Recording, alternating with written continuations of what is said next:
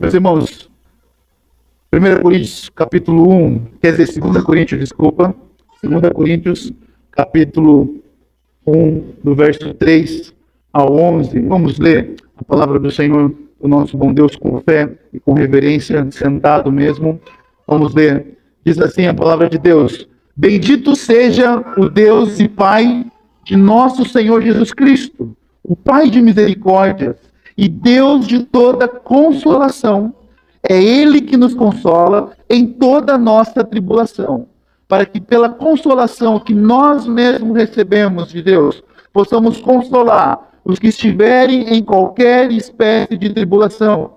Porque assim como transbordam sobre nós os sofrimentos de Cristo, assim também por meio de Cristo transborda o nosso consolo. Se somos atribulados, é para consolo e salvação de vocês. Se somos consolados, é também para consolo de vocês. E esse consolo se torna eficaz na medida que vocês suportam com paciência os mesmos sofrimentos que nós também suportamos. A nossa esperança em relação a vocês é sólida, sabendo que assim como vocês são participantes dos sofrimentos, assim também serão participantes da consolação. Porque não queremos, irmãos, que vocês fiquem sem saber do tipo de tribulação nos sobreveio na província da Ásia. Foi algo acima das nossas forças, a ponto de perdermos a esperança até da própria vida. De fato, vivemos em nós mesmos a sentença de morte, para que não confiássemos em nós mesmos, e sim no Deus que ressuscita os mortos, o qual nos livrou e ainda livrará de tão grande morte. Nele temos esperado que ainda continuará a nos livrar, enquanto vocês nos ajudam com orações ao nosso favor, para que por muitos seja dadas graças a Deus ao nosso respeito, pelo benefício que nos foi concedido por meio da súplica de muitos. Vamos a Deus mais uma vez em oração, irmãos. Pai, nós louvamos o teu nome, bendizemos o Senhor pela tua graça, pela sua misericórdia, pelo teu amor. Muito obrigado pela sua palavra. E nós pedimos, ó Deus, que a palavra do Senhor fale a nós, ó Pai, nessa noite. Que os nossos olhos e nossas mentes estejam abertos e que teu Espírito, ó Deus, nos encoraje, nos conforte, Pai, nos exorte, nos ajuda a enxergarmos o Senhor, o nosso Redentor, o nosso Salvador, Pai. É essa a minha oração que faço, em nome de Jesus. Amém, Senhor. Meus irmãos, a gente está na segunda carta de Coríntios, que o apóstolo Paulo escreve. Na realidade, quando nós lembramos dessa igreja, o apóstolo Paulo ele fundou a igreja de Corinto durante a sua segunda viagem missionária. Se você abrir a sua Bíblia, não precisa, mas no momento que você estudar na sua casa, em Atos capítulo 18, do verso 1 ao 18, o apóstolo Paulo ali está sendo relatado, Lucas relata a viagem que Paulo fez. Então Paulo prega o evangelho e Paulo então funda uma igreja ali, ele planta essa igreja, a igreja de Corinto, e essa era uma cidade que era uma cidade portuária. Eu sou de Paranaguá, do Paraná, ao lado de Curitiba, fica 1h30 de Curitiba, 1 hora, e a minha cidade é uma cidade portuária, a cidade onde os navios, nós temos um porto lá, e então tem muitos navios. O Paranaguá é o segundo maior porto do Brasil, que tem, e é o sexto maior porto de exportação de soja que nós temos aqui no nosso Brasil. Então, Corinto era uma cidade portuária.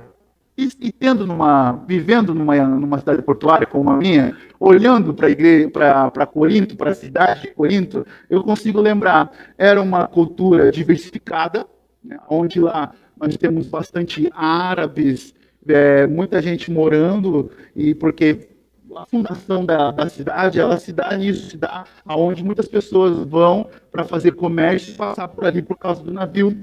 Também é uma cultura imoral. A minha cidade, infelizmente, é uma cultura imoral. a Paranaguá, ela estava no ranking. Eu não vou falar dela, mas eu quero trazer uma ilustração para os irmãos contextualizar com a cidade de Corinto. Ela estava no ranking das primeiras cidades com índice maior de AIDS.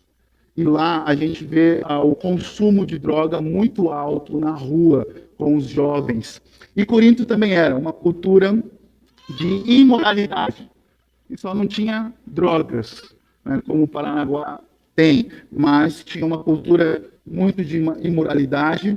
Então o apóstolo Paulo entra nessa cidade com uma cultura diversificada, uma cidade de riqueza, e uma cidade que influenciava e era uma cidade cosmopolita, uma cidade global, onde as pessoas iam para lá para fazer comércio.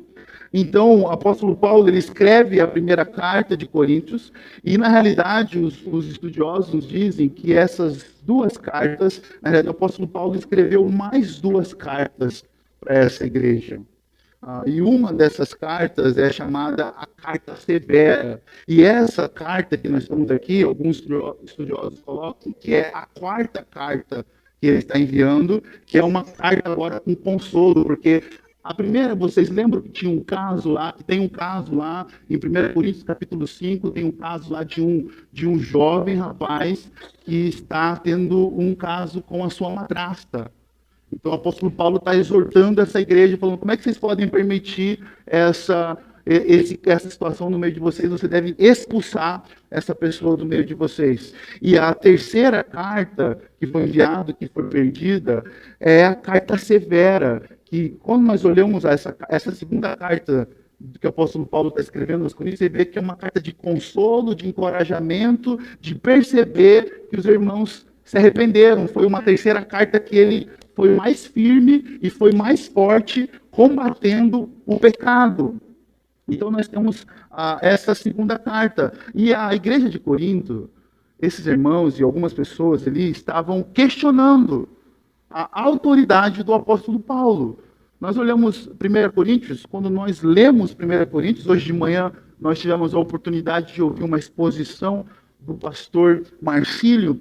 Quando nós olhamos 1 Coríntios, é uma igreja problemática. 1 Coríntios é uma igreja cheia de dom.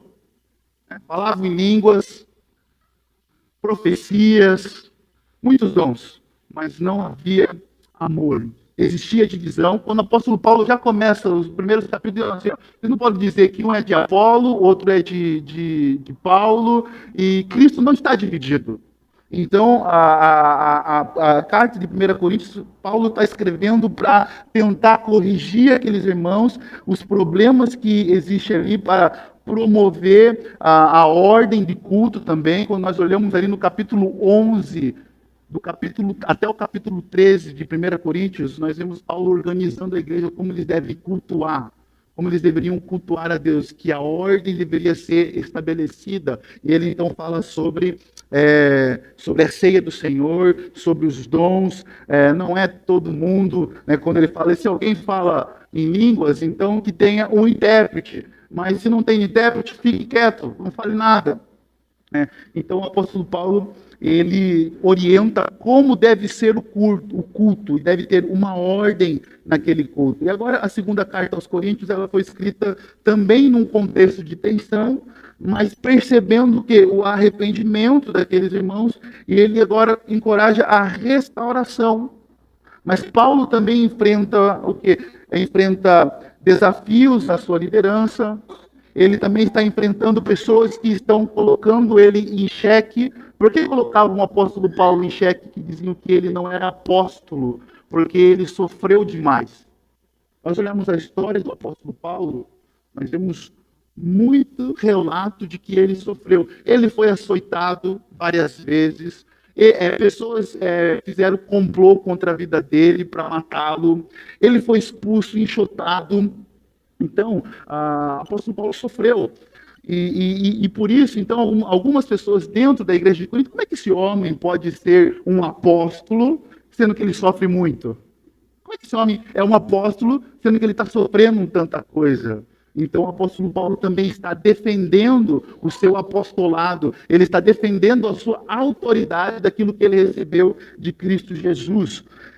E é interessante, né, meus irmãos, que quando o sofrimento chega, muitas vezes, em alguns ambientes evangélicos, eles vão dizer que nós não somos crentes em Cristo, né? Infelizmente, isso ainda persiste na história da igreja e na vida da igreja. Mas o sofrimento, ele é inerente à vida normal de qualquer pessoa, né? Ele está presente na vida de qualquer pessoa e ainda mais na vida daqueles que professam a fé cristã. Então nós temos aqui, meus irmãos, a segunda carta, que ela é um testemunho da complexidade do ministério do apóstolo Paulo, destacando, ele vai destacar aqui o tema sobre sofrimento, sobre graça, sobre reconciliação, sobre a glória de Deus. E o capítulo 1 é como se fosse uma introdução. Ele vai introduzir esse assunto de consolo, de encorajamento.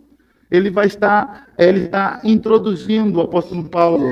E como uma boa carta, ela sempre começa com uma apresentação, com uma saudação. Nos versos 1 e 2, nós vemos Paulo saudando a igreja e se apresentando. Mas nos versos 3 ao 11 que nós lemos, nós vemos Paulo louvando a Deus. O verso 3 mostra Paulo louvando a Deus, ao Deus de misericórdia, que o consolou em toda a tribulação, para que ele consolasse os irmãos de Coríntios, para que eles confiassem somente em Deus e na esperança da ressurreição. Mas é interessante, olha o verso 3, que nós vamos ver agora. O verso 3, na NAA, diz: Bendito seja o Deus e Pai de nosso Senhor Jesus Cristo, o Pai de misericórdias e Deus de toda consolação. Então nós vemos Paulo louvando a Deus, louvando ao Deus de misericórdias e de toda consolação, que nos consola em toda tribulação. Paulo, depois de sua saudação, ele louva a Deus. Paulo, antes de falar da consolação que ele recebe do Senhor, ele louva o Pai. E a palavra aqui, bendito, ela significa digno é o Senhor de louvor. Digno é o Senhor de louvor. E era uma prática do apóstolo Paulo escrever uma adoração que nós podemos colocar com a palavra doxologia. Em algum momento das suas cartas que ele escreve essa palavra de adoração. Se você abrir em Efésios capítulo 1, verso 3, parece que Paulo está fazendo a mesma forma. E ele está dizendo, Paulo está louvando a Deus por aquilo que Deus fez no passado quando nos escolheu nele. E Paulo está louvando a Deus pela eleição que aconteceu antes da fundação do mundo. Em Romanos, capítulo 11, do verso 33 ao 36, Paulo também está exaltando a Deus pela grandeza de Deus e pela sua majestade.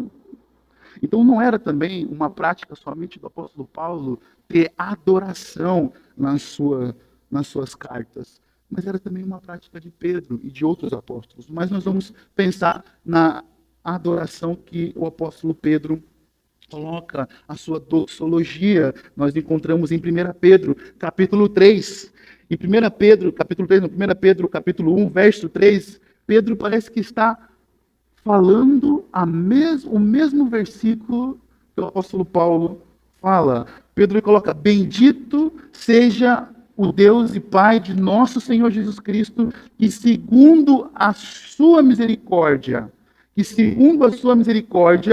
ele nos regenerou para uma viva esperança, Veja, então Pedro agora está louvando a Deus pelas bênçãos do futuro, pela viva esperança agora que eles foram conquistados. Olha que interessante, o apóstolo Paulo está louvando a Deus pelo consolo que ele está recebendo no presente de Deus, e Pedro está louvando a Deus pela esperança do futuro, pela glória do futuro que nós estamos aguardando, a volta de Cristo, e todos aqueles que estão na fé com o Senhor Jesus Cristo vão estar desfrutando da eternidade com o nosso Senhor Jesus. Mas em 2 Coríntios, então, nós vemos Paulo louvando pelas bênçãos do presente, por aquilo que Deus estava fazendo naquele momento. Então, a diferença dessa doxologia, dessa adoração, desse louvor para a doxologia de Pedro, é que ele não usa plural. Paulo usa plural aqui. Olha lá, o verso 3. Bendito seja o Deus e Pai de nosso Senhor Jesus Cristo, o Pai de misericórdias. O Pai de misericórdias. Mas Pedro já não coloca o Pai de misericórdias. Pedro coloca: bendito seja o Deus e Pai de grande misericórdia. O que isso quer mostrar que o que Paulo está fazendo aqui? A palavra misericórdia que Paulo está colocando no plural aqui está ecoando um estilo hebraico que destaca as múltiplas facetas da misericórdia de Deus. Paulo, um judeu convertido a Cristo, ele está usando de forma hebraica. Embora seja em grego que ele está escrevendo, mas ele está expressando de forma hebraica o pensamento sobre a misericórdia. E o que significa? Paulo está bendizendo o Deus e Pai de misericórdia para expressar a profundidade do caráter misericordioso de Deus. Então, o que Paulo está dizendo aqui é que Deus é profundo em suas misericórdia ou em sua misericórdia. Então Pedro, ele apenas resume dizendo assim: Deus é grande na sua misericórdia. Deus é grande. Paulo coloca: mas Deus é Pai de misericórdias. É as misericórdias que nós recebemos no nosso dia a dia, em cada circunstância. Por isso, meus irmãos, nós ficamos muito chocados quando nós ouvimos de um pai que maltrata o filho, ou que abandona o filho, ou que faz algo mal, porque o pai, ele carrega essa responsabilidade de cuidar de forma misericordiosa. O pai, ele carrega essa responsabilidade de cuidar de forma misericordiosa. Por quê? Porque o nosso Deus é o Deus da misericórdia. E muitas vezes pessoas que não têm uma boa relação com seus pais terrenos têm essa dificuldade de enxergar em Deus esse Pai misericordioso. E Paulo está agora louvando e exaltando a Deus por sua misericórdia, por sua presença, pela sua graça. E Paulo exalta a Deus por suas misericórdias.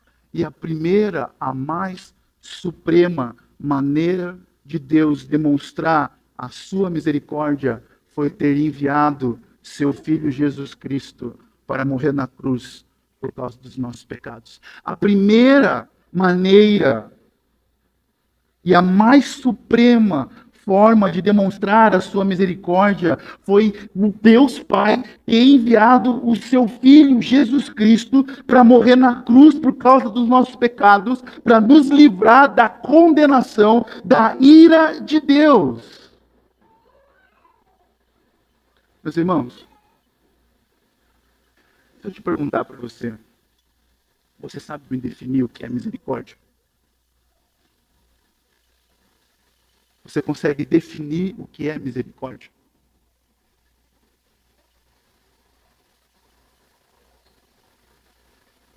Nós precisamos saber o que é misericórdia. Não só apenas definir, mas a partir da definição que nós temos, é também na forma que nós vamos nos entregar a esse Deus que se revela para nós. Vamos fazer aqui. Graça. O que é graça? É um favor imerecido de forma simples. E misericórdia, o que é? Deus não nos dá aquilo que nós merecemos. Misericórdia é exatamente isso. Deus nos trata de uma forma ao contrário daquilo que nós merecemos. E o que nós merecemos? Nós merecemos condenação. Nós merecemos a ira de Deus. Então, a forma de Deus demonstrar a sua suprema misericórdia foi ter enviado Cristo Jesus para morrer na cruz por causa dos nossos pecados, sendo nós merecedores de condenação, sendo nós merecedores da ira de Deus. Deus, então, envia o seu Filho Jesus Cristo para morrer por nós. E para nós estarmos aqui hoje cantando o seu nome. Meu irmão, minha irmã, é um privilégio, é uma honra que Deus dá para você estar adorando o nome do Senhor Jesus. É um privilégio, é uma honra, é misericórdia de Deus. Você está agora, nesse momento, com a sua Bíblia aberta nesse lugar, ouvindo sobre a palavra de Deus e que Ele é Pai misericordioso e que Ele não abandonou você. É misericórdia de Deus. Porque ele poderia ter deixado a gente em condenação, cerrado em condenação e pronto. Mas não. Por isso, então, Paulo, ele começa bem dizendo, ele é digno, ele é Pai do nosso Senhor Jesus Cristo, o Pai de misericórdias. O Pai de misericórdias. Meus irmãos, nós devemos ter um caráter, devemos ter um conhecimento do caráter de Deus. Lembrar que Ele é o Pai justo, santo, onipotente, onisciente, onipresente, amoroso, bondoso, misericordioso, imutável e que está no controle das circunstâncias da nossa vida e cuidando de cada detalhe de forma misericordiosa. De forma misericordiosa. E à medida, meus irmãos, nós precisamos refletir sobre quem Deus é e sobre as suas misericórdias. O nosso coração deve se prostrar em adoração. À medida que nós refletimos sobre quem Deus é e as suas misericórdias, o nosso coração deve se prostrar em adoração ao nosso Senhor. Paulo adora Deus por aquilo que Ele é. E Ele é um Pai misericordioso. Porque tudo que nós precisamos para enfrentar nas nossas tribulações encontra-se em Deus, porque Ele é a fonte da nossa consolação. Paulo está então apontando para Deus como o Pai de misericórdias e o Deus de toda consolação. Quando Paulo está falando isso, está dizendo assim, tudo que eu e você precisamos para a nossa vida, para o nosso dia a dia, para as nossas batalhas, para os nossos sofrimentos, para as nossas lutas, nós encontramos em Deus. Nós encontramos em Deus. Nós não encontramos em outro lugar. E Paulo não está colocando aqui Deus apenas, a palavra Pai apenas como um adjetivo, ou alguém passivo. Paulo está colocando Deus como Pai de misericórdia, alguém ativo, alguém que olha para os nossos sofrimentos e que nos consola. E que nos consola. Então, meus irmãos, a misericórdia de Deus é que Deus, Ele nos preserva, Ele nos sustenta, Ele perdoa os nossos pecados, Ele supre os seus filhos e Ele é o Pai de misericórdia que tem toda a consolação que nós necessitamos para o nosso dia a dia. E veja, no verso 4 ao 7, Paulo coloca então, Ele é quem nos consola em toda a nossa tribulação, para que pela consolação que nós mesmos recebemos de Deus, possamos consolar os que estiverem em qualquer espécie de tribulação. A palavra consolação, ela parece pouco parecido com a palavra consolador, quando Jesus fala que enviaria o Consolador, que é o Espírito Santo. Mas a diferença é que a palavra para consolador, quando Jesus fala, é paracletos, que é uma pessoa que está do lado. E a palavra aqui é paracleses, que significa consolar, confortar, encorajamento. E tem esse peso carrega a ideia de um apoio, alívio e fortalecimento em meio às aflições que nós recebemos.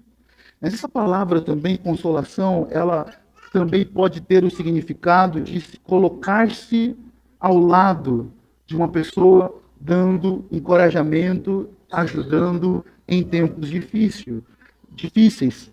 Então, veja que Paulo, ele está enfatizando que ele recebe o consolo do Senhor. Olha o verso 4, ele diz: é ele que nos consola em toda a nossa tribulação. É o Senhor que nos consola em toda tribulação. Veja que Paulo enfatiza que ele tem recebido o consolo do Senhor. Paulo está enfatizando que não existe uma tribulação que ele passou, que o Senhor não esteve ao lado dele, cuidando e consolando. E, meus irmãos, me parece que eu e você, na nossa vida, eu não sei se você é parecido comigo, mas nós temos amnésia. Amnésia de Deus. Quando o nosso sapato começa a apertar, quando a nossa vida, as circunstâncias começam a ficar difíceis para nós muitas vezes temos a amnésia de Deus. O que Paulo está dizendo para nós aqui é que o Senhor nos consola em toda nossa tribulação. Paulo está dizendo assim, olha, não existe uma tribulação, uma dificuldade, um sofrimento, uma situação que Deus não esteja com você, consolando, confortando, encorajando você. Mas muitas vezes, quando as situações difíceis chegam em nossa vida, nós temos essa amnésia na nossa mente e nós ficamos o quê? Preocupados, nós muitas vezes se desesperamos, corremos para um lado para o outro, tentamos buscar consolo e conforto em todas as circunstâncias, em outros lugares, mas menos em Deus. E Paulo está dizendo, ele é o Deus de toda a consolação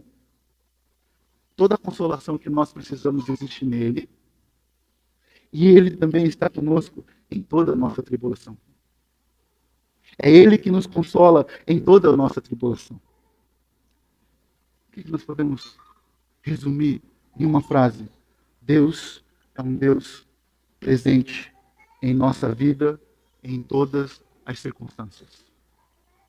Meus irmãos, nós poderíamos abrir aqui inúmeros textos que falam sobre a presença de Deus conosco em todas as circunstâncias de nossa vida.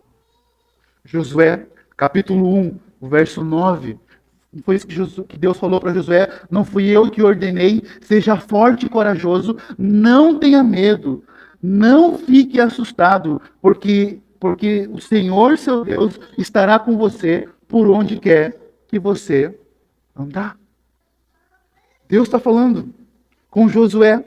Não é isso que diz no Salmo 23, no verso 4? Ainda que eu ande pelo vale da sombra da morte, não temerei mal nenhum, porque tu estás comigo, o teu bordão e o teu cajado me consolam. Veja, nós olhamos Josué, olhamos o salmista escrevendo, Davi falando sobre a presença de Deus em meio aos vales da sombra da morte. E nós vemos o apóstolo Paulo falando sobre isso, dizendo, olha, o Deus é o Deus de toda a consolação que nós precisamos reside em Deus, Ele é a fonte, e Ele está em toda a nossa tribulação. Mas sabe o que é mais especial também? É que o Senhor Jesus promete isso. O Senhor Jesus diz, eis que estou com vocês todos os dias, até o fim dos tempos. Então, meus irmãos, Paulo é enfático em dizer aos coríntios que o Senhor, Ele é Pai de misericórdia e que os consola em toda tribulação. Isso precisa ficar claro no seu coração. Que todo conforto, que todo encorajamento, alívio que você necessita, reside, habita e mora em uma só pessoa. Em Deus Pai, que nos fortalece em toda a nossa tribulação. Você não pode encontrar consolo na comida. Não. Muitas vezes, quando as aflições e os sofrimentos chegam em nossa vida, muitas pessoas vão para frente da TV ou para algum lugar e sentam com um monte de comida.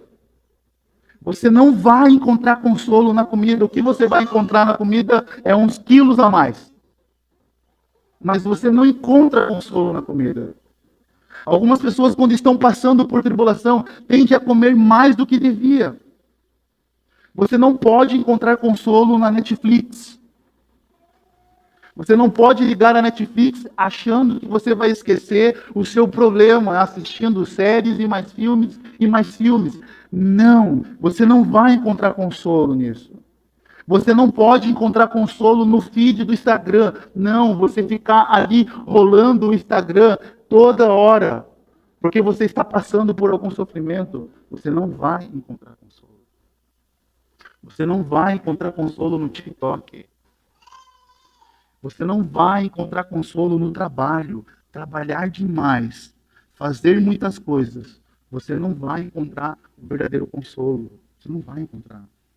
Você não encontra consolo em lugar algum que esse mundo pode proporcionar. Você lembra daquela música?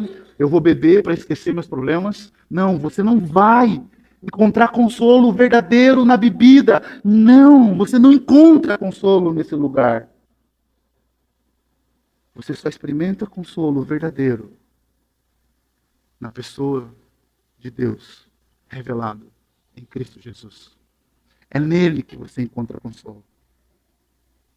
Mas o mundo e tudo que nós temos à nossa volta, meus irmãos, você acha que por que aumentou a questões aí dos entretenimentos? Por que quer trazer um falso consolo para você? Tudo que nós temos aí hoje, que você consegue carregar no seu celular, é uma falsa ideia de você achar que você está se autoconsolando vendo aquilo ali, colocando o seu coração ali. Seja em filmes, comida, séries, bebida alcoólica, qualquer outra coisa, dinheiro, trabalho, você não encontra consolo em lugar algum que esse mundo pode proporcionar. Você encontra consolo, alívio para a sua tribulação em Deus, que revelou a sua misericórdia, o seu amor por meio do seu Filho Jesus. Então, Cristo Jesus, quando ele morre na cruz do Calvário, ele está chamando você para você receber o verdadeiro consolo. Você não encontra consolo no coração e em homem algum, não é no casamento, não é nos filhos que você vai encontrar consolo. Em nenhum lugar você encontra consolo. Mas, meus irmãos, Deus é a fonte da nossa tribulação. Mas um dos propósitos que Deus manda as tribulações é para que você experimente o consolo do Senhor no meio da tribulação. O consolo do Senhor se torne mais doce e agradável. Muitas vezes nós desprezamos a presença de Deus, mas quando chega o consolo, quando chega a tribulação, nós abrimos nossos olhos e lembramos que Deus sempre esteve ao nosso lado. Às vezes nós somos iguais àquele filho, sabe aquele filho ingrato com o pai e com a mãe? Você já teve essa fase? Se você for igual a mim, você já teve essa fase de ingratidão. O pai está ali, os pais estão sempre ali, fazendo tudo. Cozinha, lava, trabalha, paga conta, cuida, guarda. Mas o filho não consegue reconhecer e nem experimentar do cuidado dos pais. Mas quando a aflição chega, os amigos vão embora e só os pais ficam. Agora o filho consegue experimentar e reconhecer que os pais sempre estiveram lá. Era ele que não reconhecia. É exatamente isso que acontece, meus irmãos. Deus permite que tribulações cheguem na nossa vida para que os nossos olhos estejam abertos somente para Ele, porque Ele sempre está presente na nossa vida. Ele sempre está presente. É nós que não reconhecemos. É os nossos olhos que não se abrem para isso. É nós que perdemos a fé. É nós que desviamos os nossos olhos dele. Mas quando a tribulação chega, e nós lembramos, o Senhor está conosco, a presença dele está conosco, porque ele é o Deus de misericórdia, ele é o Deus de misericórdia que nos abraça quando nós estamos chorando, e quando nós vamos até ele, e ele recolhe a gente, e nos consola, e nos dá todo o conforto que nós precisamos para aquela necessidade que nós estamos passando. Ele nos acaricia, ele nos coloca, e diz, calma, vai ficar tudo bem. Então as tribulações, elas chegam em nossa vida para que os nossos olhos sejam abertos para a presença de Deus. Para a presença de Deus.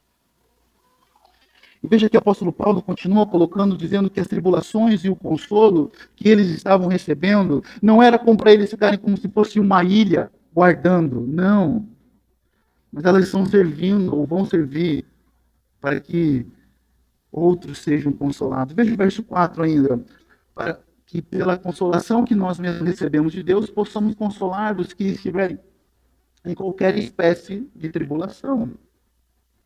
Então veja que Deus permite que haja tribulações, aflições, sofrimentos em sua vida, a fim de que você, tendo experimentado o consolo do Senhor, assim que você tenha experimentado a presença de Deus, você possa consolar também outras pessoas nas tribulações e no sofrimento. Meus irmãos, qual é a nossa tendência? Qual é a tendência de todos nós no tempo de sofrimentos? É de pensar em nós mesmos, de nos esquecermos dos outros. E veja que o apóstolo Paulo está dizendo, quando nós vamos do verso 4 até o verso 7, o apóstolo Paulo está dizendo assim, olha, as tribulações estão chegando, mas o consolo também do nosso Deus nos consolou, e tudo isso está servindo para que a gente console outras pessoas em toda espécie de tribulação. Então as tribulações, elas chegam, e os consolos vêm até nós, para que nós não pensamos em nós mesmos, mas infelizmente quando estamos passando por sofrimentos, temos a tendência de pensar que a nossa dor, o nosso problema é maior do que o outro.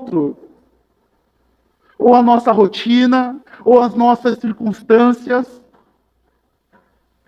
Eu já vi, conselhei pessoas. Você não sabe o que eu estou passando para você dizer isso. O sofrimento por meio da tribulação não deve nos levar a uma vida em si mesmada, indiferente, fechada em nós mesmos, mas sim como uma oportunidade para sermos instrumento de Deus por meio do consolo que estamos recebendo. Exatamente o que o apóstolo Paulo está dizendo. O apóstolo Paulo está dizendo, olha, nós recebemos consolo do Senhor em todas as circunstâncias que nós passamos de tribulação, e nós agora podemos consolar os que estiverem em qualquer espécie de tribulação. Então Paulo está dizendo assim, todo o consolo que eu recebo do Senhor, agora eu posso consolar qualquer pessoa, em qualquer espécie, em qualquer situação e circunstância que ela está passando. Então, meus irmãos, nós precisamos entender que o sofrimento que você está passando talvez agora, é para que você receba a presença de Deus, o consolo do Senhor, o encorajamento e o alívio do Senhor, mas também para que você seja um instrumento do Senhor, para que você console a outros. Para que outros desfrutem desse consolo que você está recebendo. E Paulo, então, ele segue do verso 5, ele vai dizer que todos que confessam o Senhor Jesus Cristo como Senhor e Salvador, devem esperar compartilhar dos sofrimentos de Cristo. Olha para o verso 5. Porque assim como transborda sobre nós os sofrimentos de Cristo, assim também por meio de Cristo transborda o nosso consolo. Veja, meus irmãos, que há certos sofrimentos que nós suportamos simplesmente porque nós somos humanos. Estamos sujeitos à dor. Todo ser humano está sujeito à dor. Mas há outros sofrimentos que nos sobrevêm é porque somos seguidores de Cristo e queremos viver uma vida de obediência ao Senhor. Quem deseja viver uma vida de obediência ao Senhor vai sofrer. Os sofrimentos aqui que o apóstolo Paulo está falando não são os que Jesus suportou na cruz. pois esses são únicos e não pode ser compartilhado por ninguém. Mas o nosso próprio sofrimento, que o apóstolo Paulo está dizendo aqui para esses irmãos, olha, os sofrimentos, eles transbordam, os sofrimentos de Cristo transbordam sobre nós, são à medida que nós crescemos no amor a Ele, à medida que nós crescemos em obediência a Ele, à medida que nós estamos no nosso trabalho, querendo ser obediente ao Senhor Jesus, pessoas vão nos confrontar, pessoas vão nos perseguir, pessoas vão caçoar da gente, então esses sofrimentos, eles vão transbordar sobre você, porque a sua fé que você colocou em Cristo Jesus, ela não é uma fé que vai negar o sofrimento. Ela é uma fé que vai dizer para você, sim, o sofrimento vai chegar na sua vida. Infelizmente, alguma doença pode chegar na sua vida. Infelizmente, talvez você vai perder o seu emprego porque você quer ser fiel a Deus. Muito mais do que o seu patrão que está pedindo para você ser corrupto. Então, Paulo está dizendo, os sofrimentos, eles transbordam. Quando nós colocamos a fé sobre Cristo Jesus, os sofrimentos transbordam sobre nós. E o próprio Senhor Jesus, ele promete, aqueles que desejam seguir, vão sofrer por causa dele. Quando você abre lá em Mateus capítulo 5, verso 11, ele diz, bem-aventurados são vocês quando por minha causa os insultarem, os perseguirem, mentindo, disserem todo mal contra vocês. Alegrem-se. Exultem, porque grande é a sua recompensa nos céus, pois assim perseguiram os profetas que viveram antes de vocês. Então veja meus irmãos, o sofrimento, ele é inerente, ele é inseparável à vida humana. E na fé cristã também. Eles transbordam por causa do amor que temos a Cristo. Paulo era um homem que já tinha passado por vários sofrimentos, já havia sido insultado, pessoas já tinham tentado armar para matá-lo, já tinha sido apedrejado, açoitado, lançado na prisão, escorraçado, enxotado por multidões alvoroçadas. E esse mesmo Paulo, depois de ter passado por essas situações, ele escreve a Timóteo, seu filho na fé, dizendo assim, na verdade, todos que querem viver piedosamente em Cristo Jesus serão perseguidos. Todos que querem viver piedosamente em Cristo Jesus serão perseguidos. Paulo está falando que da nossa união com Cristo, nós devemos esperar e compartilhar do seu sofrimento. Assim, unido com Ele, os sofrimentos transbordam. Mas olha para o verso 5, que ele não para que os sofrimentos vão transbordar. A mesma forma que o sofrimento transborda sobre nós, mas também transborda sobre nós o nosso consolo. Você já leu na história da igreja homens e mulheres que morreram por causa da fé em Cristo Jesus. Policarpo, quando estava morrendo, queimado, ele cantava dizendo que vocês podem queimar o meu corpo, mas a minha alma vocês não podem queimar. Você já pensou qual era o transbordamento do consolo e alívio que esse homem estava recebendo nesse momento desse sofrimento? À medida que o sofrimento transborda sobre nós, porque nós seguimos a Cristo, o consolo do nosso Senhor, ele também transborda sobre nós. Ele também transborda sobre a nossa vida. Se você está sofrendo por causa do Evangelho, pode ter certeza que o Senhor vai lhe dar alívio. Mas talvez o alívio do Senhor não seja tirar o sofrimento que você está passando. O alívio do Senhor seja fazer você perseverar. O alívio do Senhor é a presença dEle, a paz dEle com você. Porque quando a gente pensa em alívio quero que isso acabe. Você percebe que nós estamos na geração que odeia problema e sofrimento. Ninguém gosta de sofrer. Não estou dizendo para a gente amar o sofrimento. Mas pessoas não deixam de se envolver na vida de outras pessoas porque não querem sofrer com as outras pessoas. Só vivem pensando nela mesma. Entende? Mas quando nós olhamos para o Evangelho, o Senhor Jesus nos chama a viver uma vida de obediência a Ele e fala, cara, no mundo vocês vão ter aflições. No mundo você vai ter aflição. mas no mundo também aqui. Eu estou com vocês e o meu consolo transborda sobre vocês, como o apóstolo Paulo está colocando aqui. Então veja, meus irmãos, todo verdadeiro cristão identificado com Cristo deve esperar compartilhar do seu sofrimento. Assim, unido com Ele, os sofrimentos transbordarão, o consolo transbordará e contaremos com o seu conforto. Um comentarista diz que à medida que aumenta o sofrimento, também aumenta o suprimento da graça de Deus. À medida que o sofrimento aumenta, também aumenta o seu suprimento da sua graça. Deus tem consolo abundante e suficiente para todos os sofrimentos que você pode passar ou você está passando. Simeon, um pastor, ele disse que os sofrimentos que os cristãos suportam por Cristo são numerosos, porém o consolo que é dado a eles por meio de Cristo excede toda espécie de agonia. E Paulo continua enxergando tudo isso que acontece com ele, e está servindo para os irmãos. O sofrimento que ele está recebendo é o meio que Deus usa para fortalecer os irmãos. Olha o verso 6 agora. Ele diz: se somos atribulados, é para o consolo e salvação de vocês. Se somos consolados, é também para o consolo de vocês. E esse consolo se torna eficaz na medida em que vocês suportam com paciência os mesmos sofrimentos que nós também suportamos. Veja, Paulo está dizendo, por mais... Lembra que eu comecei dizendo que alguns estavam rejeitando ele, porque ele sofria demais, eu não estava considerando ele como apóstolo. Paulo está abrindo a sua vida e dizendo, por mais que vocês possam me rejeitar, alguns de vocês possam me rejeitar, dizendo que não sou apóstolo, porque tenho passado por muitos sofrimentos, eu quero dizer a vocês que Deus tem usado esses meus sofrimentos para a salvação de alguns e consolo de alguns.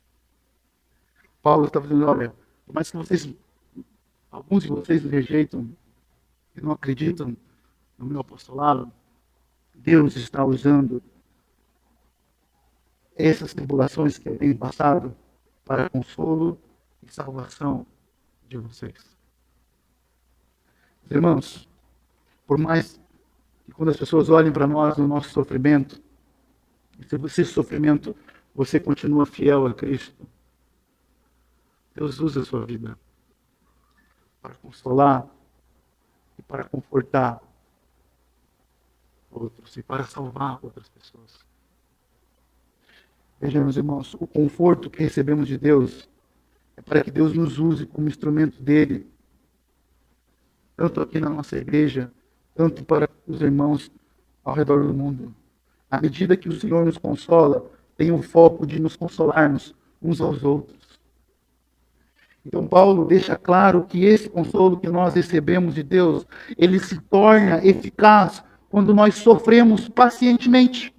Olha a parte B do verso 6. Ele diz, esse consolo se torna eficaz na medida que vocês suportam com paciência os mesmos sofrimentos que nós temos, o mesmo sofrimento que nós também suportamos.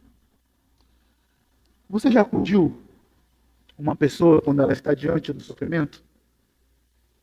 Qual é a primeira recomendação que você dá? Calma. Calma. Paciência. Vai passar.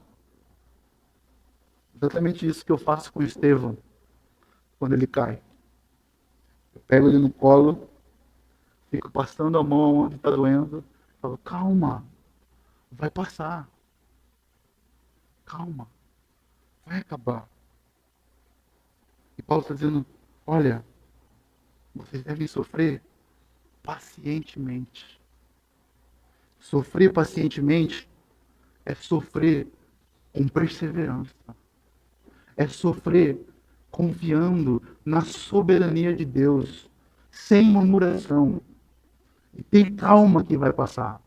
Então Paulo está dizendo, olha, para que esse consolo se torne eficaz, aplique mais na vida de vocês, vocês precisam sofrer pacientemente. Porque o que acontece quando nós ficamos impacientes? Nós tiramos os nossos olhos de Cristo, nós tiramos os nossos olhos da palavra de Deus, nós buscamos outros métodos que não vai funcionar, que não vai dar certo. Mas quando nós sofremos pacientemente, quando nós sofremos perseverantemente, quando nós sofremos confiando na soberania de Deus, nós lembramos que Deus está cuidando e Ele aplica cada vez mais o seu consolo de forma eficaz no nosso coração. Então, meus irmãos, nós precisamos aprender a sofrer pacientemente, que é confiando na soberania do nosso Deus e no cuidado do nosso Deus. E veja então que o verso 7, o apóstolo Paulo agora coloca para eles dizendo, olha, a nossa esperança em relação a vocês é sólida, sabendo que assim como vocês são participantes dos sofrimentos, assim também serão participantes da consolação. Veja, o verso 7, Paulo tem a esperança sólida sobre os coríntios, sobre a fé deles, sobre a vida daqueles que são remanescentes ali. Ele está dizendo assim, ó, vocês vão passar por sofrimentos por causa da fé em Cristo que vocês têm. Mas vocês também receberam o consolo. Paulo está dizendo isso no verso 7. Tenho certeza, nós temos uma confiança sólida, esperança sobre vocês sólida, sabendo que vocês são participantes dos sofrimentos, vocês são participantes do sofrimento de Cristo por causa da fé que vocês têm em Cristo, mas vocês também são participantes do consolo que vocês podem receber em Cristo Jesus. Então Paulo está falando assim, olha, os crentes em Cristo Jesus, vocês não vão ser culpados dos sofrimentos, das tribulações. Vocês serão participantes. Mas vocês também receberão o consolo. Vocês são participantes do consolo do nosso Redentor. E o verso 8 ao 11, indo para o nosso último ponto, é confiando no Deus que ressuscita os mortos e recebendo auxílio pelas orações dos irmãos. Vejam, agora o apóstolo Paulo, ele compartilha uma experiência dele de uma tribulação que sobreveio sobre ele na província da Ásia. E a província da Ásia, ela é a antiga província romana, hoje ocupada pela Turquia Ocidental.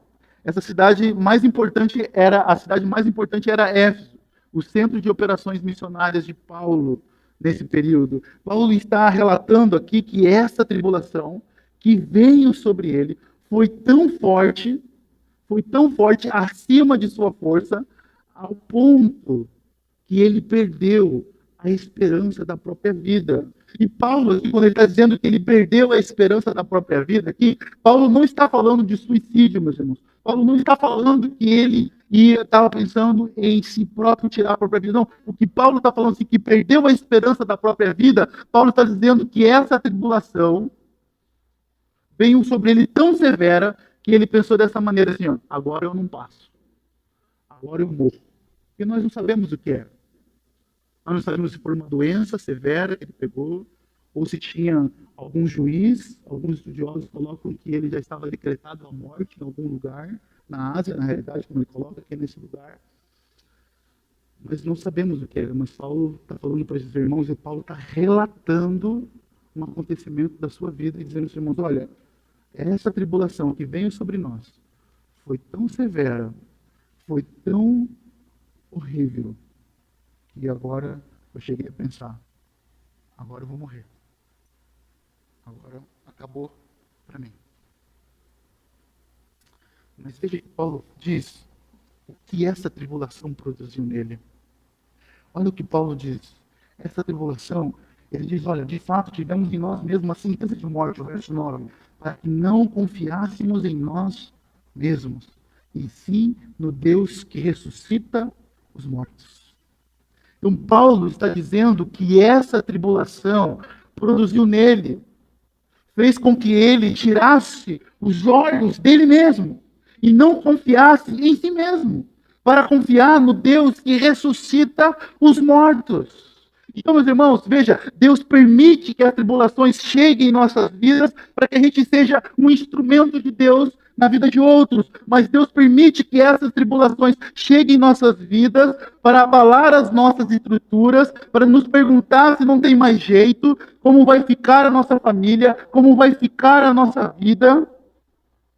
Mas Deus permite que isso chegue em nós para que a nossa confiança esteja somente no Senhor. E veja que o apóstolo Paulo está trazendo um elemento importantíssimo para a nossa fé. Como nós pensamos hoje de manhã e ouvimos com o pastor Marcílio. Paulo está dizendo, olha, eu tirei a confiança de mim mesmo, e sim, e confiei no Deus que ressuscita os mortos.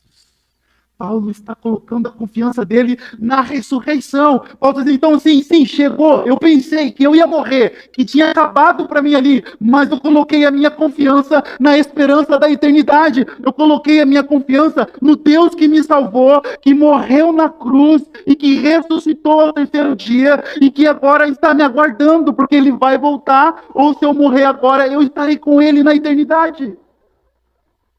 Meus irmãos, as tribulações, elas vêm sobre a nossa vida para que os nossos olhos estejam na eternidade. Nós precisamos falar, como Jonathan Edwards que disse, olha, Senhor, fixa nos nossos olhos, fixa nos meus olhos a eternidade. As tribulações, elas vêm em nossas vidas para que a gente confie no nosso Senhor, aquele que ressuscitou, que ressuscita mortos. Então Deus permite tribulações severas chegarem em nossa vida para que a nossa confiança esteja somente nele. As tribulações servem para nos lembrar que a nossa confiança está no Deus que ressuscita os mortos e a nossa esperança está em passarmos a eternidade com ele. A eternidade com ele. Por isso ele é o Deus de toda consolação. O apóstolo Paulo segue com esse tema em 2 Coríntios ainda, no capítulo 4, o verso 16, eu quero terminar com esse versículo. Ele diz, por isso não desanimamos. Pelo contrário, mesmo que o nosso ser exterior se desgaste, veja, ele está dizendo, mesmo que o nosso ser exterior se desgaste, o nosso ser interior se renova dia a dia, porque a nossa leve, momentânea tribulação produz para nós um eterno peso de glória, acima de toda comparação, na medida em que não olhamos para as coisas que se vê, mas para as coisas que não se vê. Porque as coisas que se vê são temporais, mas as que não se vê são eternas. Veja o que eu posso estar dizendo. Sabe? A nossa leve, momentânea tribulação produz para nós um eterno peso de glória. Para que a gente tire os nossos olhos das coisas que nós podemos ver. Porque as coisas que nós podemos ver, elas são transitórias. Elas são passageiras. E as coisas que nós não conseguimos, nós não vemos, elas são eternas. As que não se vê, são eternas. Então as tribulações, elas vêm até nós para que a gente entenda que Deus é o Deus de toda consolação. É nele que nós devemos nos refugiar. Meus irmãos, faça um exercício. Tente fazer isso. Leia os Salmos e ache essa palavra quantas vezes você quiser. Mais de 10. Mais de 10. O Senhor é meu refúgio. O Senhor é meu refúgio. O Senhor é meu refúgio. O Senhor é meu refúgio. Muitas vezes nós vamos ouvir que o Senhor é o refúgio nos Salmos. Então as tribulações, elas vêm para nós devemos se refugiar no Senhor. As tribulações, elas chegam em nossa vida para que a gente se refugie no Senhor e para que Ele nos use como instrumento, como canal para abençoar outras vidas. As tribulações, elas vêm sobre nós, sobre nossas vidas, para que a gente confie mais nele. E ela vem sobre nós para que a gente entenda que essas tribulações, elas são momentâneas e elas estão produzindo para nós um peso de glória. A gente lembre que a nossa morada não é aqui nessa terra. Você pode ter a sua casa cheia de ar-condicionado, com maior conforto. O céu vai ser melhor. Muito melhor. Ou talvez a sua vida esteja cheia de tribulação, cheia de sofrimento, de sofrimento, de sofrimento. Talvez a notícia que eu possa te dar agora nessa noite é: talvez o sofrimento nessa vida nunca vai acabar. Mas nós precisamos olhar que está produzindo para nós um peso de glória da eternidade. Nossos olhos estão naquilo que não se pode ver, naquilo que não se pode comprar, naquilo que só o sangue de Cristo pode nos dar, somente o sacrifício do nosso Senhor Jesus. Então, se você quer consolo, venha até Cristo hoje. Se você quer alívio, venha até Jesus hoje. Hoje é o dia de você receber alívio. Venha, pare de lutar com as suas forças. Se você quer viver na eternidade, venha até Cristo e receba Ele como o único suficiente Salvador. Venha. Venha. Porque Ele é o Deus, Pai de misericórdias, o Deus de toda consolação, que está presente conosco, caminhando conosco e nos levando até a eternidade. Amém, meus irmãos? Vamos orar. Senhor, nós precisamos do Senhor. Nós necessitamos da sua presença. Nós ansiamos pelo Senhor. Ó Deus, não a nós, não a nossa vida, mas nós precisamos de Cristo. Eu preciso de Cristo, Senhor. Os meus irmãos precisam de Cristo. Nós precisamos nos refugiar no Senhor todos os dias. E nós precisamos lembrar que o Senhor está conosco todos os dias. O teu bordão e teu cajado nos consolam todos os dias. Senhor, eu peço a Ti, Senhor Deus, que o Senhor nos capture com a Tua glória, Senhor Deus. Para que os nossos olhos estejam em Ti, Senhor. E nossa mente esteja no Senhor. Talvez irmãos estejam passando por sofrimentos aqui. Mas o Senhor promete consolo, ó Deus. E eu peço, ó Deus, que o Senhor console aqueles que estão sofrendo, porque o Senhor se importa com os nossos sofrimentos. O Senhor não despreza os nossos sofrimentos, ó Deus. Mas que o Senhor console, ó Deus, cada um de nós nas nossas aflições. Que o Senhor nos ajude, Deus, a olharmos para Ti. E é o que eu te peço, ó Deus, em nome de Jesus. Amém, Senhor.